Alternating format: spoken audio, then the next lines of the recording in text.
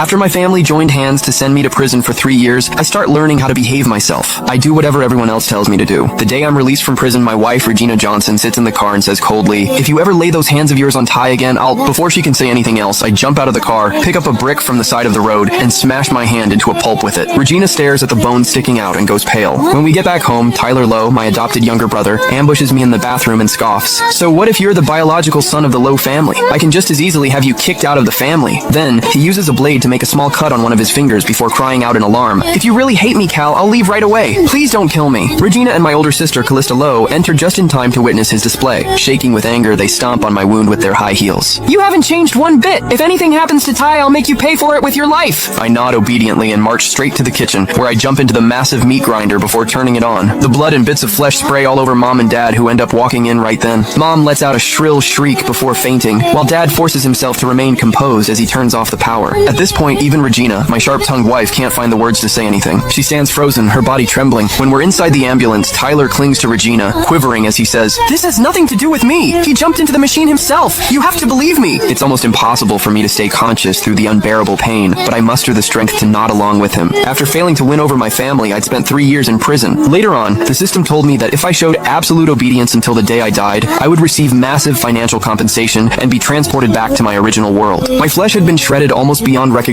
It took the doctors at the hospital 3 days to wrestle me from the clutches of death. As my wife, Regina Johnson, stared at my heavily bandaged body, pain flashed through her eyes. She turned to Tyler Lowe and asked slowly, "What exactly happened between you and Calvin in the bathroom that day? He used to value his life so much. Why would he jump into a meat grinder just because someone stepped on him?" Tyler's eyes darted around evasively as he replied in a wounded tone, "I have no idea. Cal went crazy out of nowhere that day. He called me a phony, saying that I was stealing his place. He said he wanted to kill me." My older sister, Callista Lowe, shielded Tyler behind her and shot me a vicious glare before saying, "Regina, Ty has always treated you like a sister. How can you suspect him like that?" She turned back to me, her eyes filled with disgust. "Do you have no shame, Calvin? Ty has been nothing but good to you, yet you're resorting to a nasty trick like this to set him up. If you wanted to die so badly, why didn't you just smash your head into a wall or jump off a building? You obviously made this huge scene on purpose to gain sympathy." Recalling what the system told me, I swiftly nodded. There were safety bars installed over the windows, so I couldn't jump from here. But if I smashed my head hard enough into the wall, I could finally be free. I threw off the blanket and forced myself upright with sheer willpower. The bandages all over my body were soaked through with blood, yet it was as if I couldn't feel the pain anymore. After taking a deep breath, I hurled myself at the wall with every ounce of strength I had left. The deafening bang echoed in the hospital room. My skull split open instantly. Blood streamed down my face and blurred my vision. Collapsed on the floor, I touched the dent in my head, feeling wistful. What a shame I didn't die from that. Just as I gathered my strength to charge at the wall again, Regina grabbed me and yanked me backward. For the first time in a long while, I heard panic and worry in her voice. "Calvin, what are you doing?" I opened my mouth and coughed up a huge mouthful of blood. The next second, my parents rushed over and pulled me into their arms.